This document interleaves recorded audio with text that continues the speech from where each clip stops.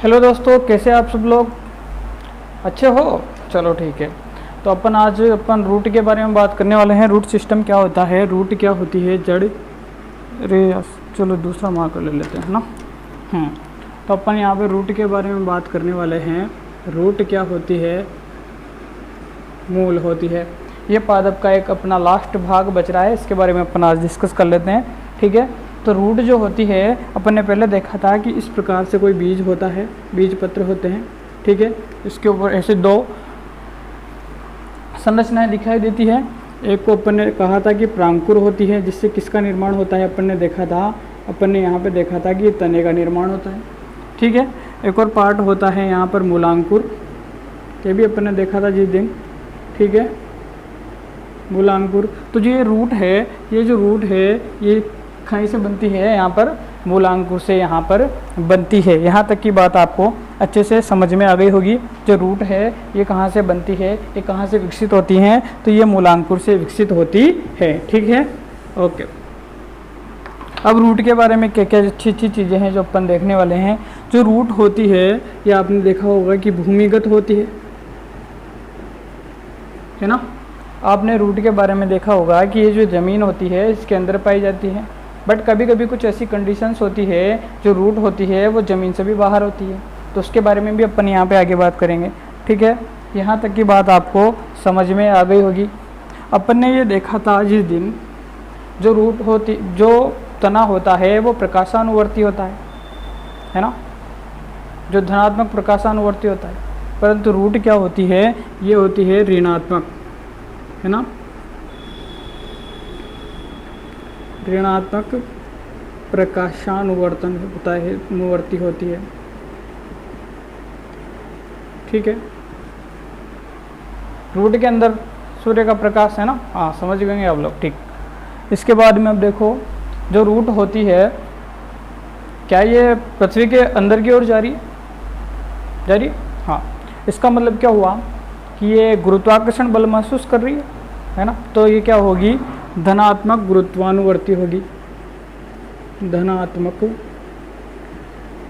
गुरुत्वानुवर्ती होगी। ये दोनों चीज़ें बहुत इंपॉर्टेंट हैं, मतलब ये एग्जाम में पूछी गई है बार बार, और इसीलिए मैं इन पे फोकस कर रहा हूँ। ठीक है, और नेक्स्ट चीज़ अपन देखते हैं, जो रूट होती है वो क्या काम करती है ना। तो जो पृथ्वी के अंदर जितने खनिज लवण होते हैं, जल होता है, उनको क्या करती है, पौधे के विभिन्न भागों तक पहुंचाने का काम करती है। ये आप लिख लेना, मैं यहाँ पे नहीं लिख रहा हूँ। ठीक है, एक और चीज़ है, ये क्या करती है, पादप को स्टेबल करने का काम करती है, यानी कि स्थिर रखने का काम ये करती है। ठीक है,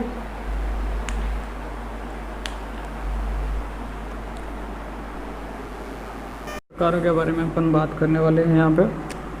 जो मूल होती है उसके प्रकार। ठीक है, तो वैसे तो अपन ने यही पढ़ा है कि प्राथमिक मूल होती है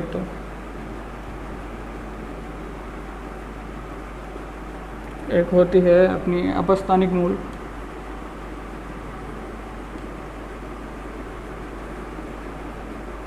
एक और होती है अपनी जकड़ा मूल।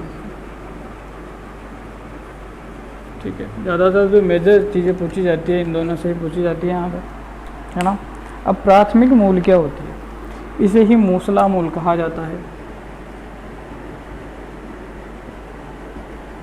ठीक है, जो प्राथमिक मूल होती है वो किसी पादप के इस टाइप से जो है मूल आती है।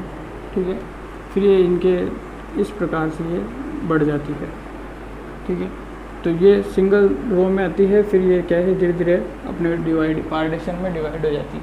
ठीक है, ज़्यादा हो जाती है ना, मतलब एक से निकल के दूसरी से तीसरी। ठीक है, इसलिए इसे क्या कहते हैं, मूसला मूल भी कहते हैं। ठीक है, यहाँ तक की बात। इसकी जो इम्पोर्टेंट चीज़ है, इसकी इम्पोर्टेंट चीज़ क्या है, ये द्विबीजपत्री पादपों में पाई जाती है। कौन से में पाई जाती है, द्विबीजपत्री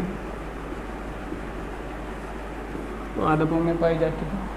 ठीक है, अब क्या है, इसके बारे में अपन ने होगी बात। ज़्यादा इम्पोर्टेंट यही है कि द्विबीजपत्री पादपों में पाई जाती है, प्राथमिक मूल को मूसला मूल कहा जाता है। दूसरी क्या है अपने पास में है अपस्थानिक मूल, है ना। अपस्थानिक मूल क्या होती है, अपस्थानिक मूल वे होती है जो मूलांकुर से नहीं बनती है ना। कुछ जड़ें जो होती है वो मूलांकुर से नहीं बनती है, वो पौधे के किसी अन्य भाग से बनने लग जाती है। इस प्रकार की जड़ों को क्या कहते हैं अपन, अपस्थानिक मूल कहते हैं। जैसे आपने देखा होगा बरगद का पेड़, ठीक है, उसकी जो मूल होती है वो आपको पता है कैसी होती है ना, वो टहनियों टाइप लटकी रहती है। पेड़ है बहुत सारी बरगद, उनका भी मूल ही कहा जाता है, ठीक है। फिर आप देखोगे एक और होती है फाइब्रस, या फिर उसे कहते हैं अपन जकड़ा मूल, है ना। इसी मूल को अपन रेशेदार मूल भी कहते हैं। इसकी विशेषता क्या होती है, ये द्विबीजपत्री में है तो ये किस में होगी, एक बीजपत्री पादपों में होगी। किस में होगी, एक बीजपत्री पादपों में ये होगी। इसका एग्जाम्पल क्या हो गया, ये, ठीक है। यहाँ तक की बात आपको समझ में आ गई होगी, आप यहाँ पे स्क्रीनशॉट ले सकते हो, ठीक है।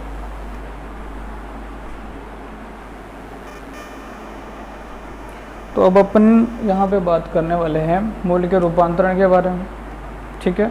किसके बारे में बात कर रहे हैं अपन, मूल के रूपांतरण के बारे में अपन यहाँ पे बात कर रहे हैं, ठीक है। तो अपन देखते हैं पहले मूसला मूल को ले लेते हैं। मेन जो है मूसला मूल अपस्थानिक मूल ही होती है, ठीक है ना। बाकी 3 टाइप भी होते हैं मूल के, जगड़ा मूल भी मूल का ही प्रकार होती है, ठीक है। तो आप देख लो यहाँ पे किसके बारे में अपन बात करते हैं। पहले मूसला मूल को ही क्या कहते हैं, प्राथमिक मूल, ठीक है। मूल के बारे में बात करते हैं। इसके कौन कौन से सब टाइप होते हैं, एक होता है तर्कु रूप, एक होता है कुंभी रूप, शंकु रूप, है ना, गांठदार रूप, है ना, ये सब इसके पार्ट होते हैं।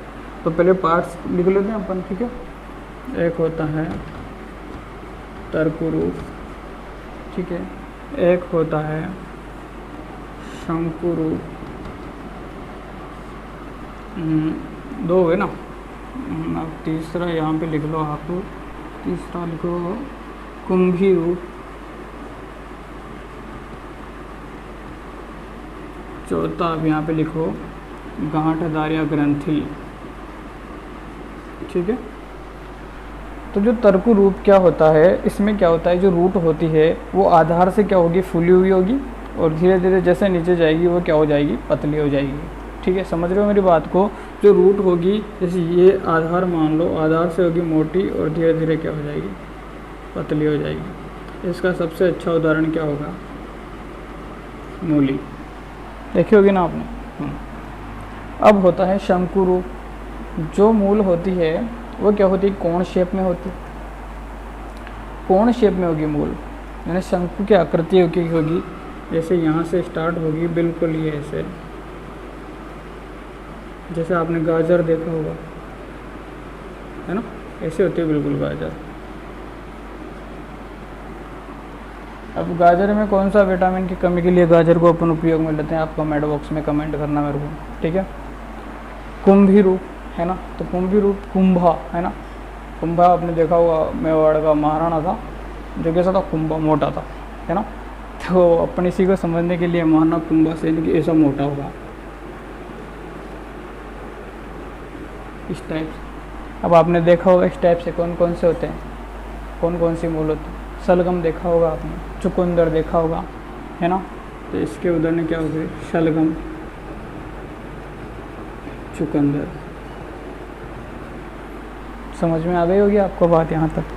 फिर अपन देखते हैं गांठदार। कभी कभी क्या होता है, जो रूट होती है उसमें इस प्रकार से क्या पाई जाती है, गांठें पाई जाती है।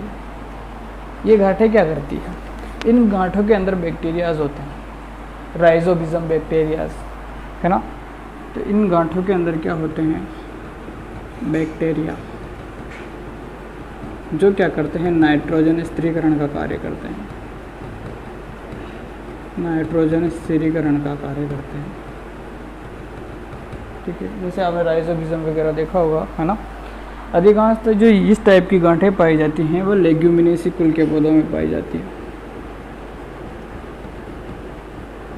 जैसे इसमें होगी दालें, सभी दलहन, सभी प्रकार की जो दलहन होती है उसमें इस प्रकार की मूलें होती है। यहाँ तक की बात आपको समझ में आ गई होगी, तो आप स्क्रीनशॉट ले लीजिए जल्दी से।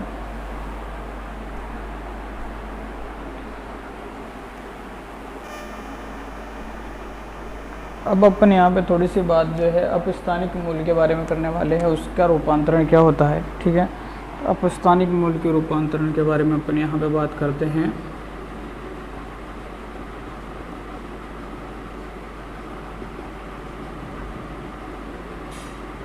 इसके बहुत सारे सब टाइप्स होते हैं, बट क्या अपन जो इम्पोर्टेंट है उनके बारे में, जहाँ से क्वेश्चन आता है उनके बारे में अपन बात करेंगे, है ना।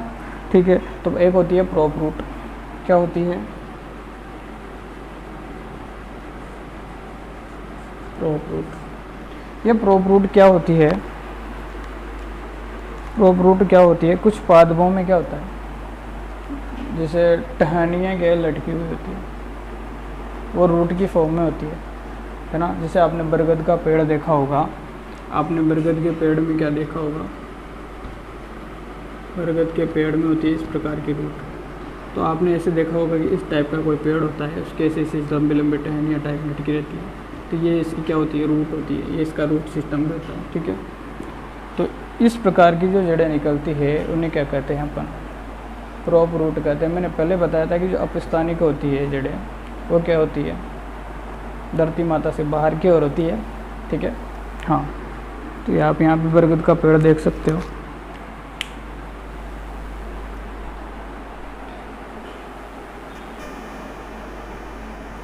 अब जो देखते हैं अपन, नेक्स्ट रूट है, यहाँ पर बरगद पेड़ वाली बात हो गई थी, मूल कंटक।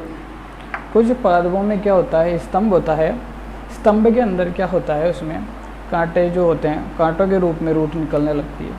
ठीक है, जैसे इस प्रकार से स्तंभ होता है और ये यहाँ से इस टाइप से रूट्स जो है निकलने लगती है। जैसे इरेरेटिवा का पौधा हुआ, इसका एग्जाम्पल हुआ इरेरेटिवा, ये एग्जाम्पल इम्पोर्टेंट होते हैं इनके। ठीक है, उत्प्लावी रूट क्या होती है, कभी कभी आपने देखा होगा जो जलीय पादप होते हैं उनके ऊपर ऐसे ऐसे अलग अलग टाइप की रूट जैसी संरचनाएं निकली होती है ना। तो वो क्या है, इसको पादप को तैरने में सहायता करती है रूट, इस प्रकार की रूट क्या करती है, पादप के तैरने में सहायता करती है। जैसे इसका अच्छा एग्जाम्पल है, एक जूसिया का पौधा होता है, इसमें इस टाइप की रूट देखने को आपको मिल सकती है, आप नेट में सर्च कर सकते हो, क्योंकि यहाँ पे इतना कंटेंट मैं आपको अवेलेबल नहीं करा पा सकता। ठीक है,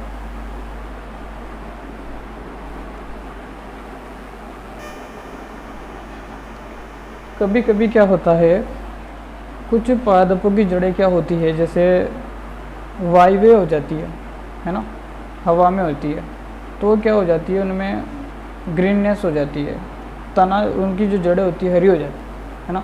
इसके कारण क्या होता है, उनमें प्रकाश संश्लेषण की भी क्रिया संभव हो जाती है। यहाँ पर प्रकाश संश्लेषण की क्रिया भी हो जाती है। जैसे आपने सिंघाड़ा देखा होगा ना, सिंघाड़े को देखना अच्छे से। ठीक है, सिंघाड़ा परजीवी मूल क्या होती है, इस प्रकार की मूलें क्या होती है, किसी दूसरे पादप के उसमें सिस्टम में अटैच हो जाती है और क्या होती है, फिर उस पादप से क्या करती है, भोजन ग्रहण करने का ये कार्य करती है। जैसे अभी मैं अपन ने पहले बात की थी, इस टाइप की जो सिस्टम है वो अमरबेल में पाया जाता है। ठीक है, तो ये क्या हो जाती है, दूसरे, इसीलिए इसे चूसक मूल भी कहा जाता है ना, दूसरों का खून चूसना, हाँ यही हो अमरबेल। ठीक है, अमरबेल।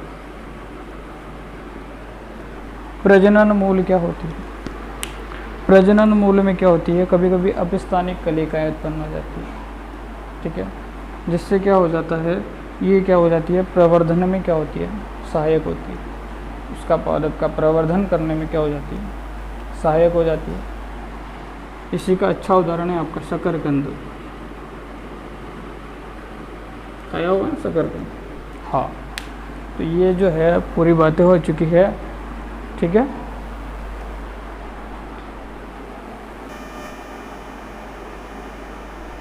अब अपन यहाँ पर है, अब अपन यहाँ पर क्या करते हैं, थोड़ा सा इनके जो कार्य हैं मूल के उसके बारे में बात कर लेते हैं।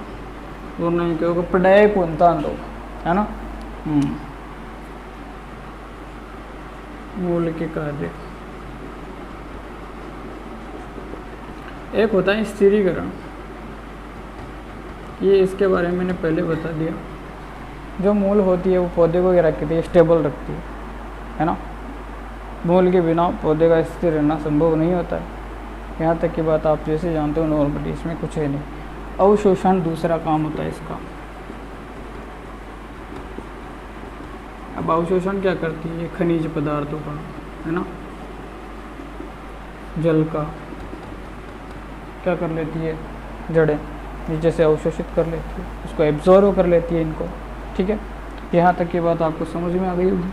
इसके बारे में क्या करती, इसके बाद ये अपन देखते हैं क्या करती है, संवहन करने का काम करती है।